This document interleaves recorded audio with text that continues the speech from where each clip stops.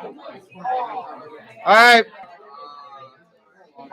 You are looking live. 28 Pittsburgh Street in the heart of the nicest place in America, Columbiana, Ohio. Be blessed, y'all.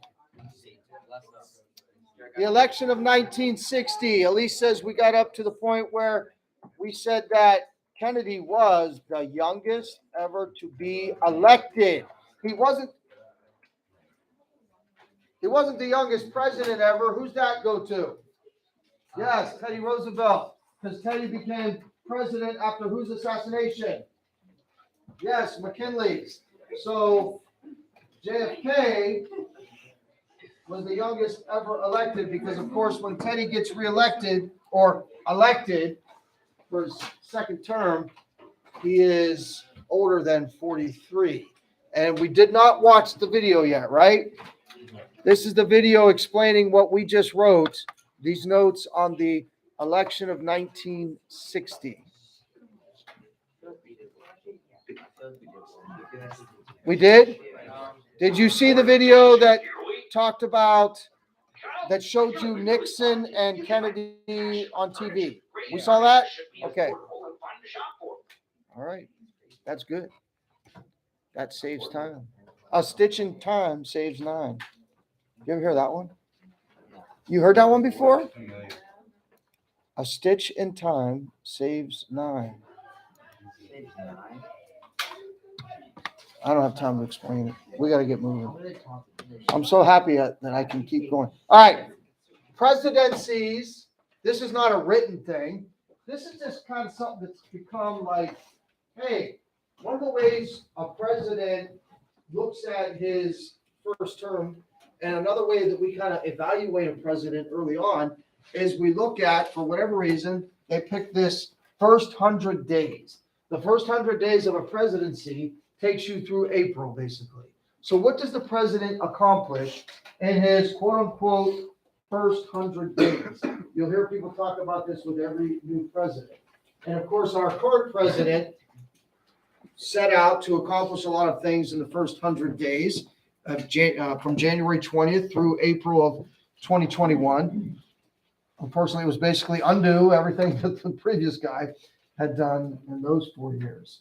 So when we look at Kennedy's first 100 days, we start off with his inaugural address. Everybody knows what that word means, right? It's his first address to the country on that January 20th of 1961. And does anybody know the famous quote that's going to come out of this inaugural address? Really, Mackenzie? Yes. Hi there. Ask not what your country can do for you. Ask what you can do for your country. That's the famous line that comes out of this speech. In the long history of the world, only a few generations have been granted the role of defending freedom in its hour of maximum danger. I do not shrink from this responsibility. I welcome it.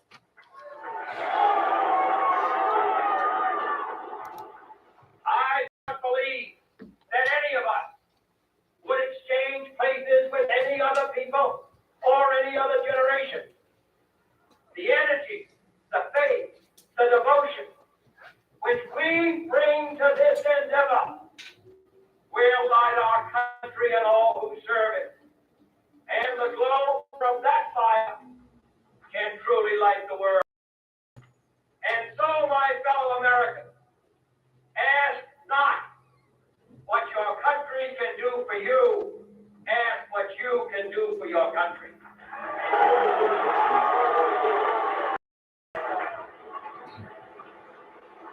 My fellow citizens of the world, ask not what America will do for you, but what together we can do for the freedom of man.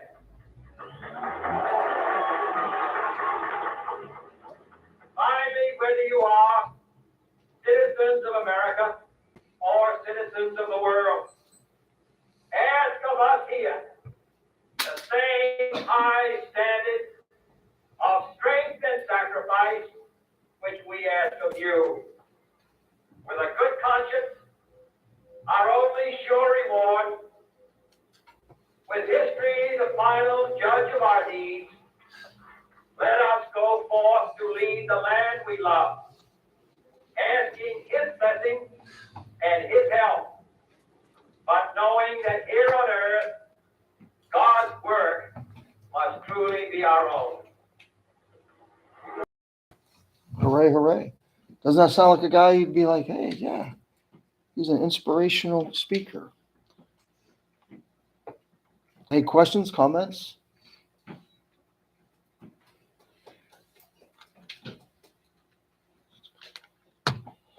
JFK, ask not what your country can do for you, but ask what you can do for your country. Notice he wasn't just talking to Americans, though. Did you notice that? He was saying that to Americans, and then he was saying to the rest of the middle of this Cold War, right? The whole idea of freedom. We're asking the world to stand against the enemies of freedom, the Soviet Union, the communists who are trying to rule the world under their dictates. We're asking you to sacrifice to make sure that you hold them off, just the same as you're looking to us. Hey, don't just ask what we can do. You got to do it too. I mean, we've pledged to sacrifice. We pledged to the rest of the world to help you.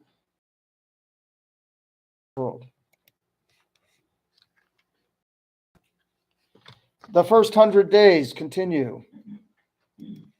And what were the two big things that Kennedy's going to face? You remember? There was the Cold War, and then there was the space race, and then, because the space race is part of the Cold War. What's the other big issue of this time? Late 50s, early 60s. Civil rights. You got the Reds, the commies, and you got civil rights. So he establishes this entity called the Peace Corps. The Peace Corps, 60s, became a pretty popular organization to join. Not so, you don't hear about it much anymore. But in 1961, the idea was, and Kennedy talked a lot in his speeches about peace, you had the constant threat of nuclear war, right? In the spring, we know that with the weather change, there's a threat of tornadoes. So in school, we have a tornado drill, right? We know that there's always a threat of fire. So we have monthly fire drills. Well, in the 1960s, 50s, and 60s in America, along with your fire drill and tornado drill, you might have had bomb drills where the sirens would go off and the students would take cover. And it might seem silly, like, why are we hiding under a desk for a nuclear bomb? But you would just do whatever you can to give you the best chance, right? There's no absolute way that you're ever going to be safe in anything, right? We do the fire drill to remind us if we hear that, there's a place that we go, nobody panic, you go down the stairs and you get outside as quickly and efficiently as you can, right? If there's a tornado drill, we go in the hallway, we try to stay away from the windows because we just try to lessen the chances of anyone getting hurt. It doesn't guarantee anything, does it? Why do we put our hands? Because it doesn't guarantee anything. But hey, maybe something will fall and it won't hit you right in the head because you've made yourself that small. That's the point, right? There's nothing foolproof. So they would have bomb drills too. Imagine living at that time. And we're still living. I mean, we're obviously living in a world where there's a lot of people that have nuclear arms, right? But it was more intensified then because, you know, the people that were living then still felt the pain of watching what happened at Hiroshima and Nagasaki, right? It was like they saw it. They witnessed the aftermath of what happened there. We're kind of detached from it now. When we think of nuclear weapons, we're like, nobody would ever use those again. Most of the time we think that, right? So we're not living in pretty much constant fear of that. Questions, comments? So anyway, the Peace Corps was set up by Kennedy because he promoted on all of his speeches, peace, peace, peace. We don't want this Cold War. We don't want a confrontation with the enemy. We don't want to really engage communists. We want to win the battle of ideas. We need to keep spreading this idea of American freedom throughout the world and convincing people That's the best way to live. Peace. So he set up the Peace Corps. So if you graduated from high school, it would have been popular. I don't know if I want to go to college. Maybe I'm a Christian and I'm not really feeling called to go in the mission field. The Peace Corps. I can join the Peace Corps, do good for the world, and get paid. It wasn't a whole lot. And feel like you're accomplishing something. Make sense? Well, like David said, the space race does continue in the midst of this Cold War. Guess who beat us again, Elise? The Russians. In 1957 with Sputnik, the Russians demonstrated that they were able to orbit something, and then some being, remember? Sputnik 1, just a little beach ball type thing with radio signals, and then Sputnik 2, a living being, or like either. Now, they put a man in space. Are you kidding me? Are you kidding me? For the last 4 years, America got really hyped up about education and technology and math and science. And there was this huge, money and interest and motivation to make sure our students were going to be the best in the world in math and science, because there's no way these backwards Ruskies are going to beat us to space, because it's really a demonstration of how great their technology is, right? It really isn't about like what are you going to do? Like you're not going to dominate all of space. It's the idea that their technology is surpassing us to get them into space. And this guy, we call them astronauts, they call them cosmonauts.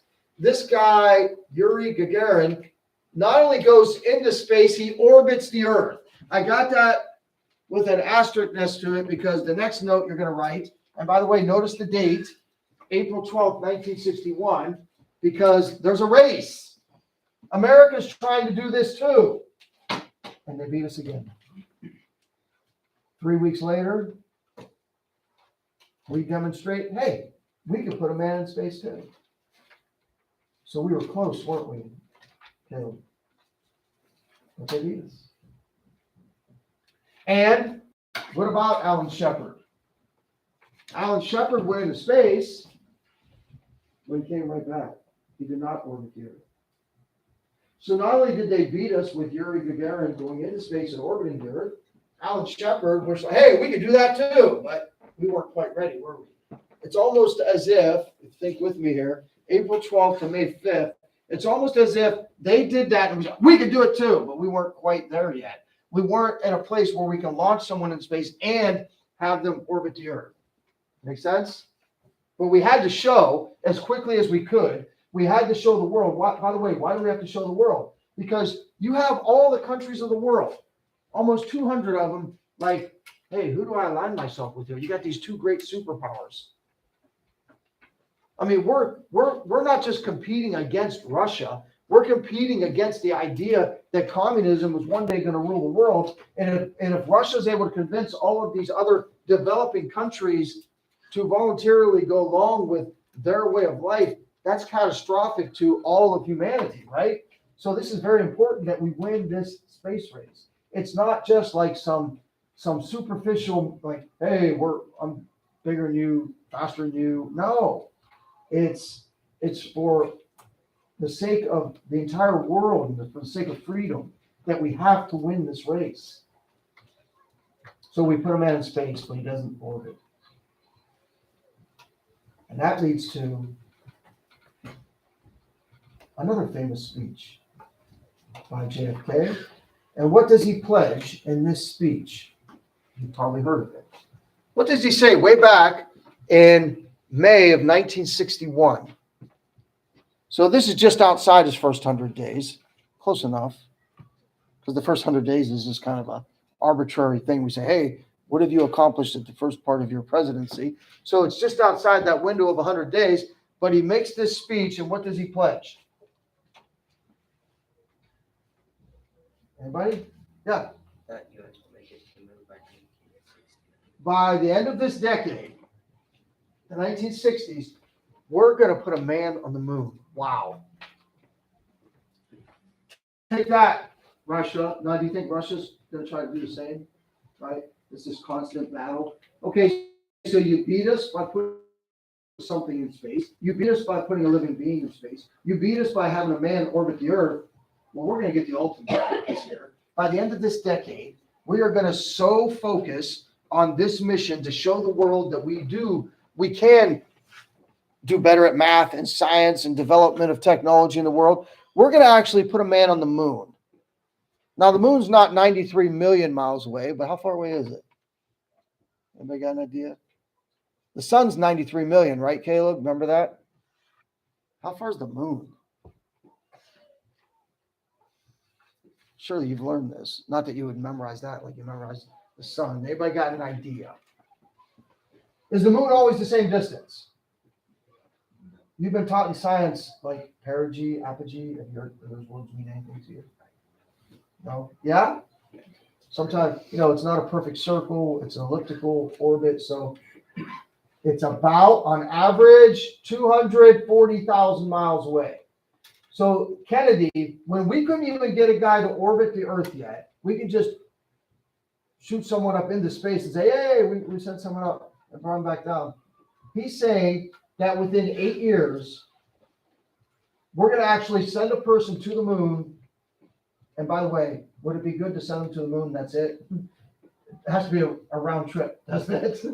That wouldn't be good if we were just a one-way trip, right? We're going to send a person to the moon and back. How?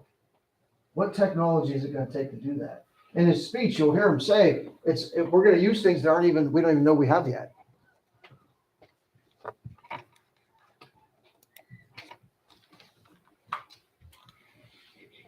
But why some say Wow, it's really tricking me today. why choose this as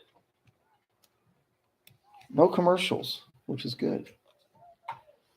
By the way, there's a little joke in the first part of the speech that maybe some of you will get, some won't.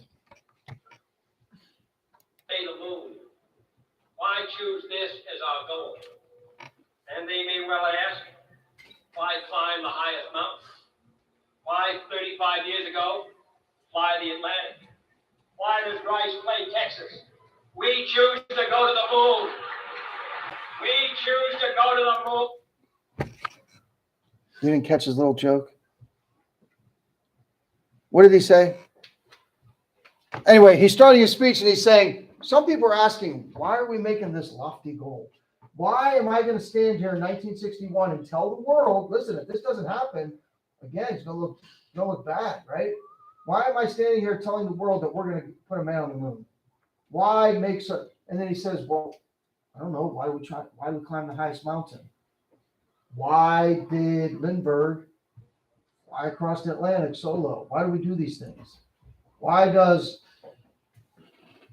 Rice play Texas? Did you get that part? What does he mean by that? I heard it. Yeah. So Texas is a very powerful, big, huge football school, right? Rice is a decent, smaller school. If he was in Ohio, he would say, why would YSU play Ohio State? Right? And he said, some people would say, why are you doing this? Why are you putting such a huge challenge in front of us? That's like almost unachievable. Why set the bar so high? So he's like, oh, did you ask why do people climb? Why do we see Mount Everest and say, I gotta climb that? Why did Lindbergh say, you know what, I gotta cross? It's one thing to fly an airplane around. How about crossing the whole Atlantic Ocean? See if that can be done. Or Amelia Earhart going all the way around the world, right? Why do we do those things? Why does Rice play Texas? Now, cynical would say because they get a big paycheck. But why? They know they're going to. Why would YSU play Ohio State? You know, what's going to happen? You know you're going to get crushed, right? Or maybe you won't. Maybe. What if? What if you win? Right? What if we actually do put a man on the moon? In this decade and do the other things, not because they are easy, but because they are hard. Because because that goal will serve to organize and measure the best of our energies and skills, because that challenge is one that we're willing to accept, one we are unwilling to postpone, and one we intend to win, and the others too.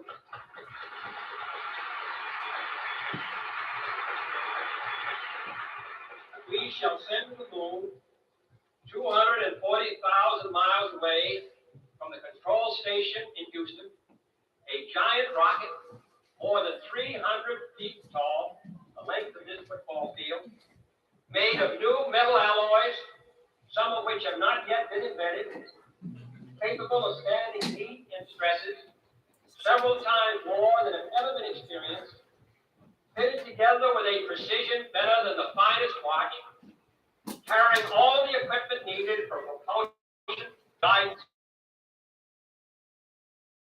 Before this thing gets out, then we must be bold. Hiring, huh? You didn't think? Yeah.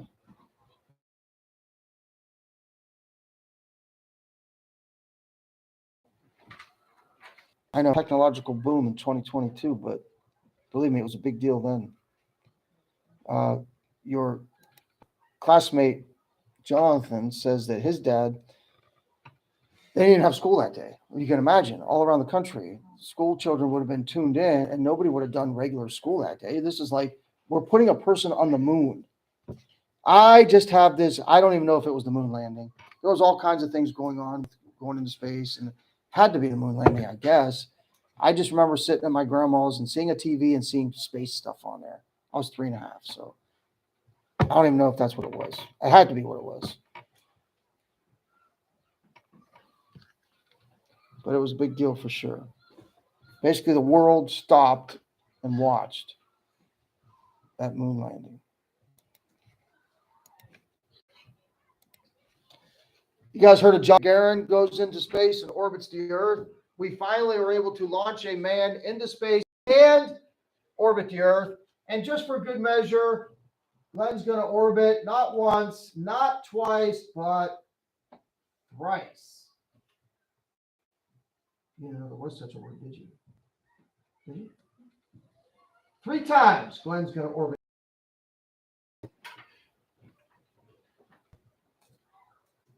By the way, I know that there's talk of, is it Elon Musk that's doing this? Who's doing the launching people to Mars or wherever they're going? Who's gonna want to do that? You seriously would do that? Yeah, we wanted. You would do it too? Probably not for them. What if it was listen, if it was $10, would you do it? I wouldn't do it. No. Would you do it if they $1,000? Yes. Oh, yes. $1,000? Wait, you wouldn't do it because it's pretty risky. But if they paid you $1,000, you'd do it? No more than that. If they paid you $1 million, would you do it? Yeah. Yes. Is there anybody in here who would not go on that mission, be launched to Mars for $10 million? Who wouldn't do it? We need to come I don't back. think I would either. Wait, do we need to come back? I mean, it would be hard because you're like, hey, my family's gonna have $10 million. That would be hard. Because I would be needing $10 million for my family. As I disintegrate in space, my family would have to be worth it. I know. I would do it. But to be the first one out there just orbiting the Earth 3 times, pretty fascinating. Have you ever heard of the Bay of Pigs? Now, Spanish students here tell me that the word for pigs that we're taught, I guess I don't know. The bay in Cuba that this is named after, we translate it Bay of Pigs. It was April 17th, 1961. That's a really strange name for a government-backed mission. But what happened was, we talked about at the end of Eisenhower's administration that there was a communist coup. You guys know, did we talk about what a coup was? A communist coup in Cuba. Cuba happens to be how many miles from Florida? About 90, right? So the country, again, we're in the middle of this Cold War. We're worried about communism. We're worried about nuclear war. And we find out that there was a takeover of the government of Cuba, this paradise island that a lot of American companies would go, entertain their business ventures. It was a great tourist attraction. Cuba was the place to go. And now it's been taken over by communists. There's a lot of people that were living in Cuba, Americans and Cubans, who were very upset about this. Many of the Cubans got out as fast as they could. As soon as they knew Castro was taking over, there was a chaotic period over the next several weeks and months where people couldn't wait to get out of Cuba. And of course, Castro was trying to keep them all in, right? Because there's only one reason you'd be trying to get out is because you were against his ideas of bringing communism to Cuba. And a person like Castro, America decided, what are we going to do about this? We've already pledged to the whole world, hey, if communism comes to your country, we will be there to help you in our backyard. So one of the ideas would be, you know what, go in there and invade Cuba and take out Castro. But a country always has to be concerned. We've got this new thing after World War II called the United, right? We want to uphold, that was kind of like one of our big ideas, the League of Nations, United Nations. We want to uphold our place in the world, standing. So we had all those solutions maybe to wrestle with. And this is the solution we came up with. We got a group of about 1,500 people that used to live in Cuba, and they're really motivated to take back their country. The commies have taken it over. They can't wait. Begging the United States, help us take our country back. So Eisenhower and then Kennedy is the one who implements it, says, good idea. We're going to give you the money you need. We're going to give you the resources you need. And they planned this invasion of Cuba at a place called Bahia.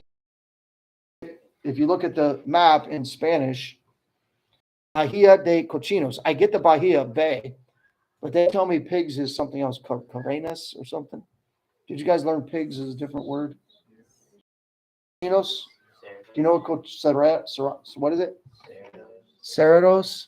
Do you know what cochinos means? Could just be a different dialect. Yeah, maybe. Many people have risked their lives and died, even making their own little raft to sail from Cuba to Florida. A lot. Trying to get out of Florida to Cuba in the last 60 years. What do you think, Noel? How many do you think have died because they couldn't wait to leave the shore of America and South Florida to make it to Cuba? How many think have died? 0.